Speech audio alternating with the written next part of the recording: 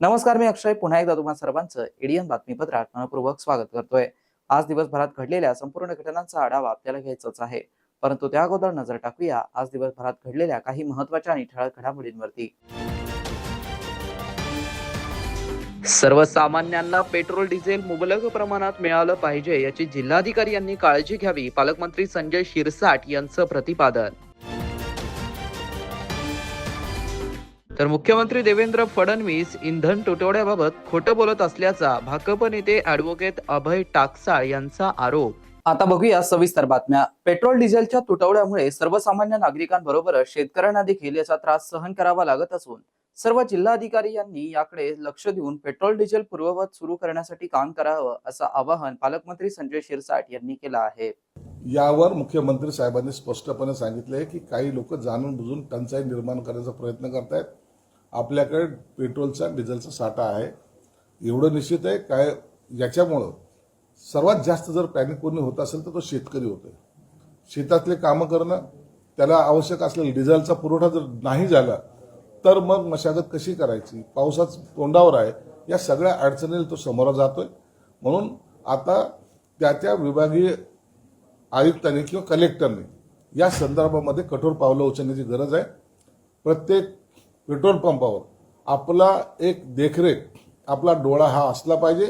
सर्वसामान्य नागरिकाला याच्यापासून त्रास होणार नाही याची काळजी सर्व कलेक्टरने घ्यावी, अशा सूचना गेल्याच कॅबिनेटमध्ये मुख्यमंत्री महोदयांनी सुद्धा दिलेल्या आहेत। पुरवठा असला तरी काही पेट्रोल पंप चालक जे त्यांचे नियमित मोठ्या वाहन आहेत त्यांना देण्यासाठी पेट्रोल ठेवलं जातं आणि जे सर्वसामान्य वाहनधारक आहेत किंवा शेतकरी आहेत त्यांना दिलं जात नसलं ग्रामीण भागामध्ये शेतीची कामं करून नाही, म्हणून तो सांगतो ना, सगळ्यात जास्त फटका शेतकऱ्यांना बसतो, शेतकरी अडचणीत देतोय। म्हणून ह्या अशा पेट्रोल पंप चालक जे असतील त्याच्यावर हा कलेक्टरांचा, मुळामध्ये कलेक्टरला ते अधिकार देण्यात आलेले आहेत। त्यांनी त्याच्यावर नजर ठेवून असे जर काही उद्योग होत असेल तर त्याच्यावर कारवाई सुद्धा केली पाहिजे।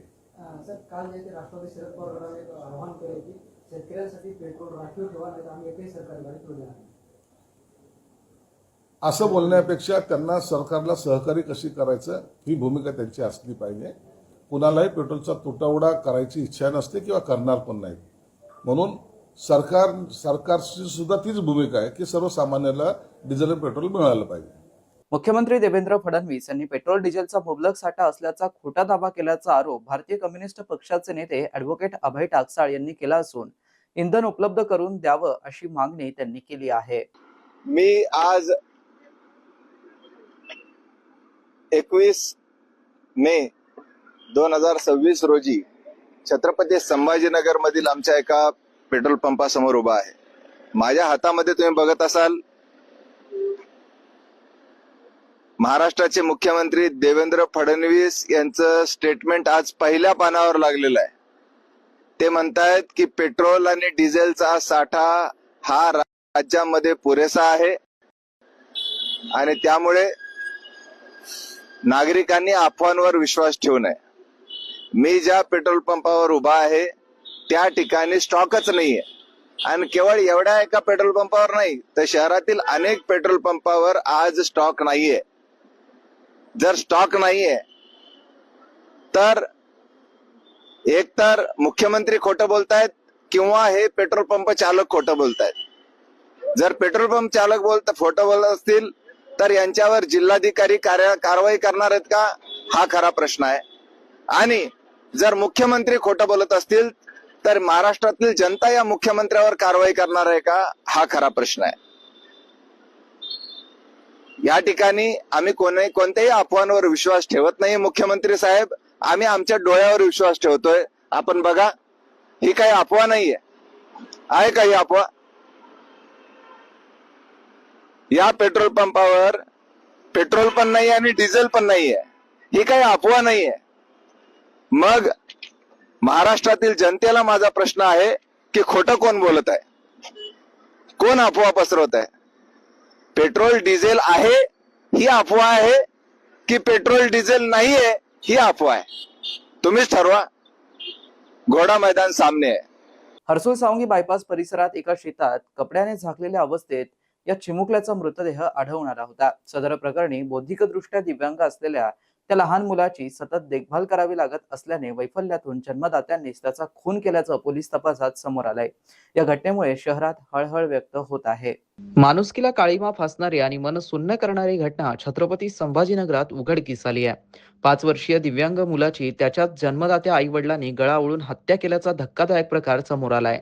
मंगळवारी हर्सुल सावंगी बायपास परिसरातील एका शेतात कपड्याने झाकलेल्या अवस्थेत या चिमुकल्याचा मृतदेह आढळून आला. मृत मुलाच्या हातात खाऊचं पाकिट असल्याने उपस्थितांचे डोळे पाणावले. MIDC सिडको पोलिसांनी तपास करत मुलाची ओळख पटवली. संतोष सोनाजी ढाळे हा कुटुंब घेऊन अवघ्या 8 दिवसांपूर्वी रोजगारासाठी वाशिम जिल्ह्यातून संभाजीनगरात आला होता. संतोष हा पाण्याचे जार पोहोचवण्याचं काम करत होता. मृत मुलगा शारीरिक आणि बौद्धिकदृष्ट्या दिव्यांग होता. त्याची सतत देखभाल करावी लागत असल्याने वैफल्यातून जन्मदात्यांनीच हे टोकाचं पाऊल उचलल्याचं प्राथमिक तपासात समोर आलंय. या घटनेमुळे शहरात हळहळ व्यक्त होत आहे. ठाणा येथे बायपास सावंगी हायवेला 300 गट नंबरमध्ये एक लहान मुलाचा शव आढळला आहे आणि आमची एवढी विनंती आहे का पोलीस प्रशासनाने रात्रीचे गस्त इकडं वाढावे, कारण की इकडे जे नशाखोर लोक आहे आणि आज जे लहान मुलाचा जे मृत्यू झाला याचा जबाबदार कोण याचाही प्रशासनाला आमची मागणी काय आहे. काळिंबा भासणारी घटना चिकलठाणा सावित्रीनगर या शिवारात घडलेली आहे. प्रश्न हाच उद्भवतो की पोलीस प्रशासन करतंय काय. हा चिकलठाणा बायपासचा रस्ता आहे. पोलीस स्टेशन आणि पोलीस ग्रामीण स्टेशन हे करतं काय.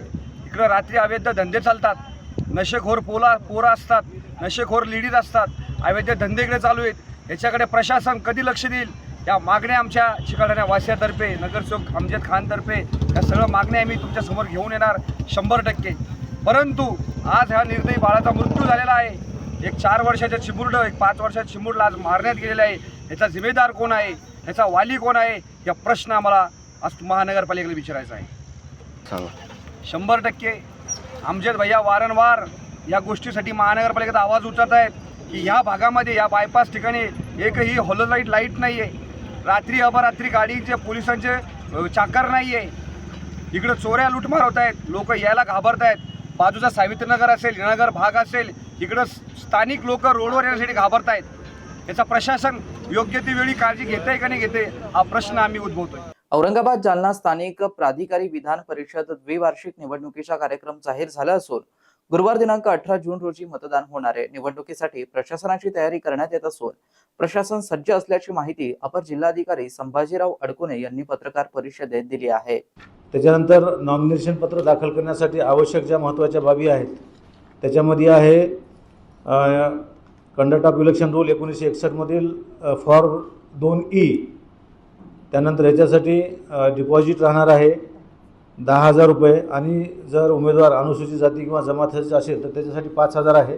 त्यासाठी त्यांना त्या संबंधित जातीचा असल्याबद्दलचा पुरावा दाखल करावा लागणार आहे.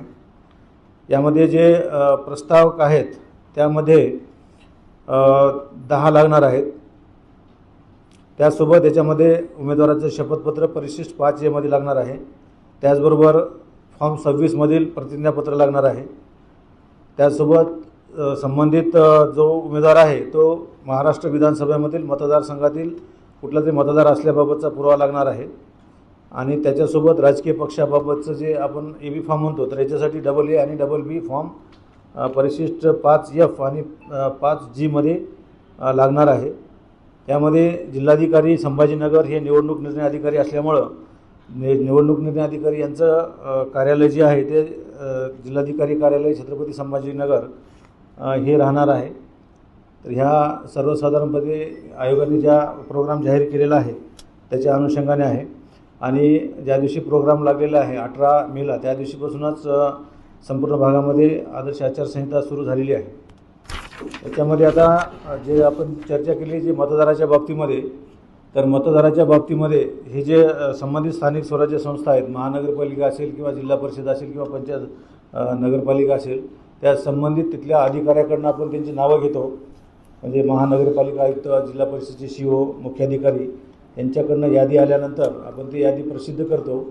यादी प्रसिद्ध केल्यानंतर या यादीवर पण 7 दिवसाच्या आपल्याला हरकती कोणाच्या असतील तर मागवता येतील. त्यानंतर मग आपल्याला यादी प्रसिद्ध करता येईल. शहरवासियांना एक सुवर्ण संधी. तुम्ही एखादा व्यवसाय करताय का? मग एडियन वरती जाहिरात करा आणि मिळवा व्यवसायात मोठा फायदा. तर वाट कसली बघत आहात?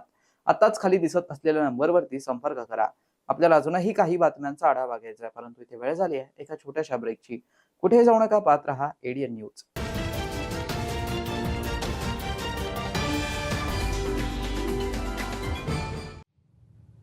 स्टॉक मार्केट चॅम्प्स पैसे डबल करा. आणि शर्माजी ग्रुप जॉईन केला? हो, पण आपण लोक कोण? आम्ही स्टॉक मार्केट फ्रॉड ग्रुपचे मेंबर आहोत. आणि हे मास्टरमाइंड. बस आपल्याला फसवणार. आणि यासाठी फेक स्क्रीनशॉट्स मी बनवीन आणि मी फसवे बँक स्टेटमेंट आणि मी फेक ऍप डाउनलोड करवीन जो अगदी खरा वाटेल. सुरुवातीला पैसे बनतील आणि मग लालची शर्मा आणखीन पैसे लावतील. त्यानंतर शर्माजी स्कॅमर सांगून नाहीयेत, पण आपल्या लालचचा फायदा घेऊन सगळं घेऊन जातो. सायबर क्राईम पासून वाचायचं आहे तर थांबा, विचार करा आणि ऍक्शन घ्या. अनेकांच्या मनात स्वप्न असते की देशाची सेवा करायची, परंतु काही लोकच योग्य प्रशिक्षण घेऊन ते वास्तवात पूर्ण करतात. वास्तविक सैनिक बनणे सोपं काम नाही, कारण प्रशिक्षणाच्या मैदानापासून ते युद्धाच्या रणांगणापर्यंत प्रत्येक क्षण संघर्षमय असतो. फक्त जो इमानदार, समजूतदार असेल आणि ज्याची इच्छाशक्ती प्रबळ असेल असाच व्यक्ती या क्षेत्रात टिकू शकतो. प्रत्येक वर्षी अनेक परीक्षार्थ्यांना यश प्राप्त होते, ते फक्त आणि फक्त गरुडचे अकॅडमी. पंख आम्ही देतो, उंच भरारी तुम्ही घ्या.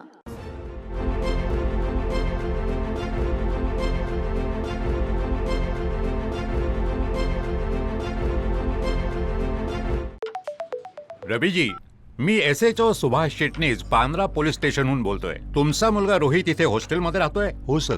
तो आपल्या मित्रांसोबत ड्रग्ज घेऊन जात असताना पकडला गेलाय. ड्रग्ज? अरे नाही सर, अरेस्ट करून जेलमध्ये टाकतोय त्याला. काहीतरी उपाय असेल साहेब. जामिनासाठी 5 लाखाचा बेल बॉन्ड लागेल. पेमेंटसाठी सरकारी वकिलाचा नंबर लिहून घ्या. हो. पण अंकल तर स्मार्ट निघाले. ये बाबा चल. वकिलाला पैसे देण्याऐवजी 1903 वर कॉल केला. माझा गेम ओव्हर. चले, खरे पोलीस अशा प्रकारे व्हॉट्सअपवर कॉल नाही करत. अशा फसव्या कॉलची ताबडतोब तक्रार करा. थांबा, विचार करा आणि ऍक्शन घ्या.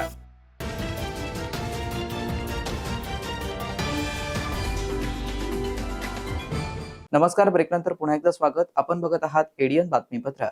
छत्रपती संभाजीनगर महापालिकेतील सत्ताधाऱ्यांच्या 100 दिवसांच्या कार्यकाळावरती शिवसेना नेते तथा राज्याचे माजी विधान परिषद विरोधी पक्षनेते आमदार अंबादास दानवे यांनी जोरदार टीका करत शहरात घोषणांचा सुळका आणि कामांचा दुष्काळ असल्याचा आरोप केला. हेरिटेज वॉक संदर्भात महापालिकेने खोटा दावा केल्याचं सांगत हा उपक्रम गेल्या 10 वर्षांपासून सुरू असल्याचं दानवे यांनी नमूद केलं.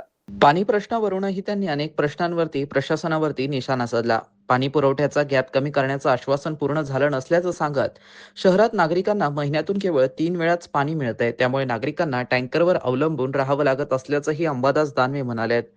पडेगाव कचरा डेपोला लागलेल्या आगीमुळे परिसरातील नागरिकांच्या आरोग्याचा प्रश्न गंभीर बनल्याचा मुद्दाही त्यांनी उपस्थित केला. धूर आणि प्रदूषणामुळे नागरिक त्रस्त असून प्रशासन निष्क्रिय आहे. मान्सूनपूर्व नालेसफाईची कामे रखडल्याने आगामी पावसाळ्यात शहरात पाणी साचण्याची शक्यता असल्याचंही दानवे यांनी म्हटलंय. याशिवाय रविवार, शुक्रवार आणि पीर बाजार बंद करण्याचा निर्णय छोटे व्यापारी आणि शेतकऱ्यांच्या विरोधात आहे. सामान्य नागरिक मनपा आर्थिक संकटात असताना पदाधिकाऱ्यांसाठी आलिशान ई कार खरेदी करण्याचा निर्णय म्हणजे जनतेच्या पैशांची उधळपट्टी असल्याची टीका अंबादास दानवे यांनी केली आहे. सिटी ट्रान्सफॉर्मेशन आणि 2047 विजन सारख्या घोषणांनी शहराचे मूलभूत प्रश्न सुटणार नाहीयेत. भाजपचा 100 दिवसांचा कार्यकाळ शहराला अधोगतीकडे नेणारा आणि पूर्णपणे अपयशी ठरल्याचा आरोप दानवे यांनी केला आहे. चिकलठाणा येथील सुखना नदीच्या काठावरील अतिक्रमणांवरती महापालिकेने मोठी कारवाई केली आहे. कारवाईत एकूण 32 अतिक्रमण धारकांचा समावेश होता.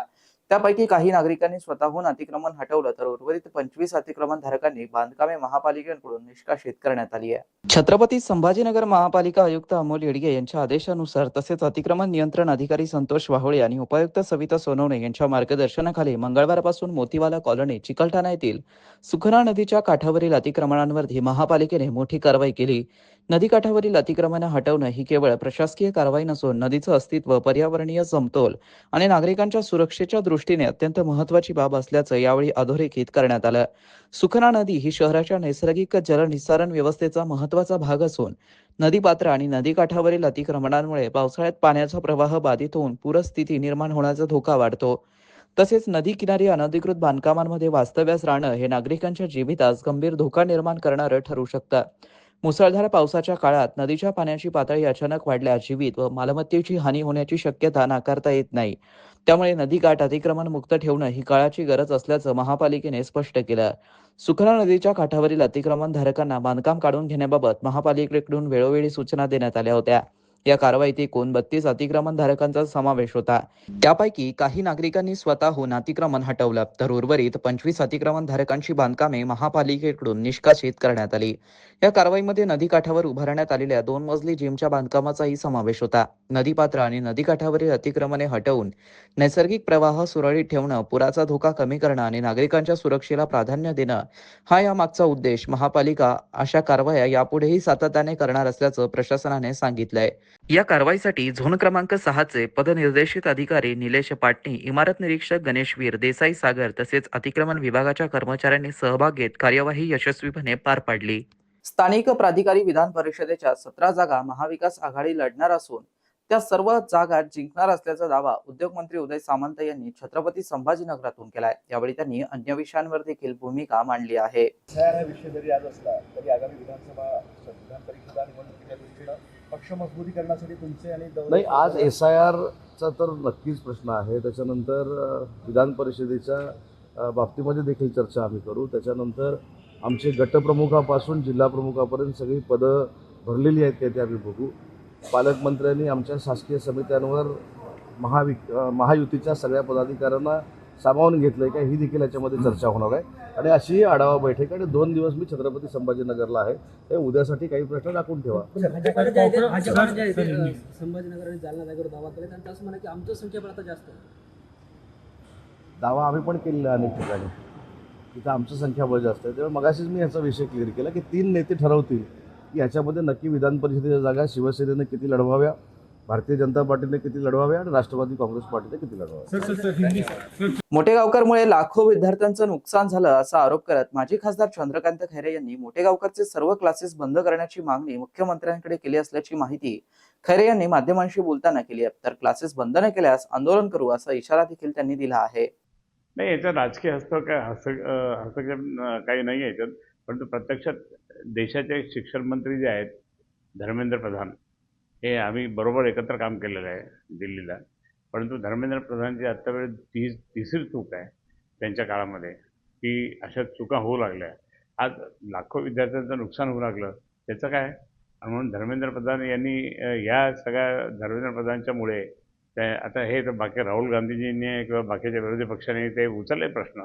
परंतु इथे मात्र या ठिकाणी ह्या मोठेगावकरला त्या ठिकाणी कडक सजा झाली पाहिजे. कारण यांनी ह्या विद्यार्थ्यांना नुकसान केलं आणि धंदा हा माणूस धंदा करतो म्हणून त्या ठिकाणी याला त्या ठिकाणी पूर्णपणे आज अटक झाली त्याला.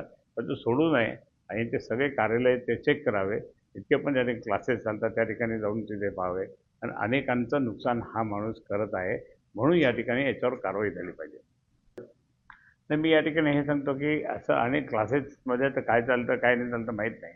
परंतु ते प्रोफेशनल क्लासेस म्हणजे व्यवसाय करणारे क्लासेस आहे त्यामध्ये याच्या जाहिराती खूप मोठ्या मोठ्या असतात.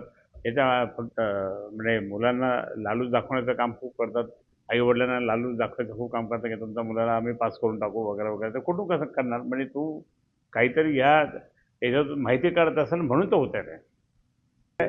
शिक्षण खात्याने त्याची इन्क्वायरी करावी त्या क्लासेसची. शेवटी पुन्हा एकदा नजर टाकूया आज दिवसभरात घडलेल्या काही महत्त्वाच्या आणि ठळक घडामोडींवरती. सर्वसामान्यांना पेट्रोल डिझेल मुबलक प्रमाणात मिळालं पाहिजे याची जिल्हाधिकारी यांनी काळजी घ्यावी. पालकमंत्री संजय शिरसाट यांचं प्रतिपादन. तर मुख्यमंत्री देवेंद्र फडणवीस इंधन तुटवड्याबाबत खोटं बोलत असल्याचा भाकप नेते ॲडव्होकेट अभय टाकसाळ यांचा आरोप. आणि याबरोबरच हे बातमीपत्र इथेच संपलं. पुन्हा भेटूया पुढील बातमीपत्रात. तोपर्यंत पाहत रहा आपल्या हक्काचं बातमीपत्र ADN न्यूज. आहे